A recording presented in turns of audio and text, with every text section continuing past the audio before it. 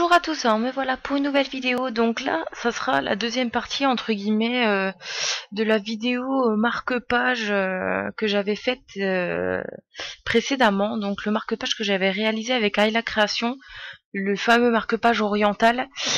Donc ce marque-page que je vous montre a été créé avec la deuxième partie du matériel qu'elle m'avait envoyé. Donc on va commencer tout de suite et je vais vous montrer comment le réaliser. Alors, donc pour ça, je vous laisse regarder au cas où la première vidéo. Donc je vous mets le lien de la vidéo tout de suite. Donc j'avais un marque-page argenté comme ceci, avec du ruban. Donc je vais vous montrer ça. Donc dans le petit pochon, j'avais du ruban, des perles. Alors là j'ai les perles, donc il me manque les roses dedans, mais elles y sont. Vous avez le ruban violet et rose, et des petits cordons en daim. Donc voilà. Alors maintenant, ce que je vais faire, c'est que j'ai coupé 3 morceaux de cordon daim de la même, à peu près de la même taille. J'ai pris une attache griffe, donc ça, c'était pas compté dans ce qu'elle m'a envoyé, mais étant donné que je ne savais pas comment réutiliser le cordon, du coup j'ai fait comme ceci. Donc ça, c'est pas très grave. Donc voilà. Alors après, à vous de serrer un peu plus l'attache griffe et de mettre un point de colle pour que ça tienne bien.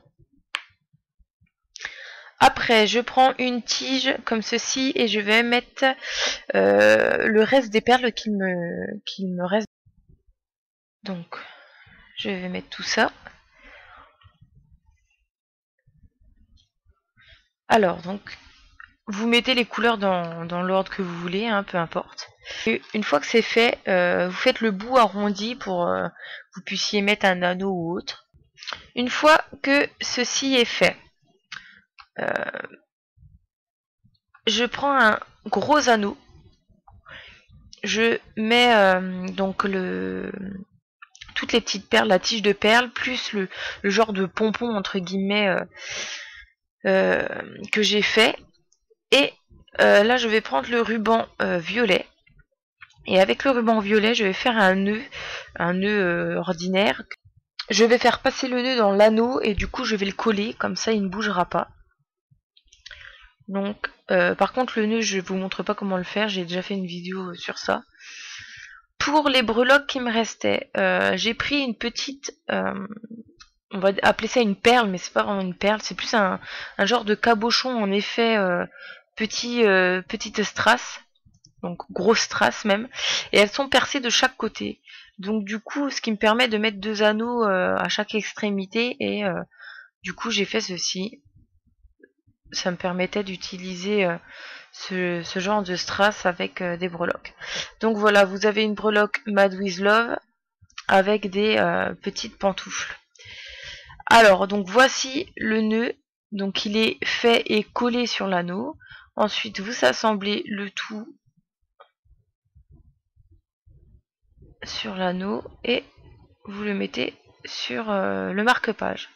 Et voilà ce que ça vous donne à la fin. Donc après, on aime ou on n'aime pas. Moi, je trouve ça sympa, ça change un peu. Je ne pense pas que des marque-pages comme ça aient été faits sur YouTube. Du moins, j'espère pas, parce que c'était vraiment avec ce que j'avais dans la box de Annie. Donc voilà, en tout cas, j'espère que ça vous a plu. J'aime bien ce genre de couleurs, donc voilà, ça m'inspire beaucoup, et voilà ce que j'ai fait. Ça me fait plus penser à, vous savez, les ornements de cheveux que les geishas pouvaient mettre dans leurs cheveux. Donc voilà, ça me fait penser un peu à ça, et je trouve ça assez gracieux, c'est pour ça que je l'ai appelé comme ça. Donc voilà pour cette petite vidéo. Je vous fais une petite parenthèse pour vous parler du compte Twitter. Je viens de créer le compte Twitter de Monde Fimo.